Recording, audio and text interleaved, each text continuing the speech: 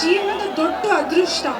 So ಅವ್ರಿಗೆ ನೀವು ಎಷ್ಟು ಪ್ರೀತಿ ಕೊಟ್ಟಿದ್ದೀರಾ, ಎಷ್ಟು ಆಶೀರ್ವಾದ ತೋರಿಸಿದ್ದೀರಾ, ನನಗೂ ಅದರಿಂದ ಒಂದು ಸ್ವಲ್ಪ ಜಾಸ್ತಿ ತೋರಿಸಿ ಥ್ಯಾಂಕ್ ಯು ಸೋ ಮಚ್.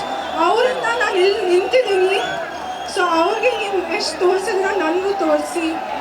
ಮತ್ತು ಇವತ್ತು ನಮ್ಮದು ರೈತರ ದಿನ ಆಚರಿಸ್ತಾ ಇದ್ದೀವಿ. ಅವರು ನಮ್ಮ ದೇಶಕ್ಕೆ ಜೀವಿಸ್ತಾ ಇದ್ದಾರೆ. ಅವರಿಲ್ಲ ಅಂದರೆ ನಾವಿಲ್ಲ. ನಮ್ಮ ಕಾಟರ ಅವ್ರ ಬಗ್ಗೆ ಮೂವಿ ಆಗಿದೆ. ನೀವೆಲ್ಲರೂ ಅವರನ್ನ ಮೂವಿ ನೋಡಿ.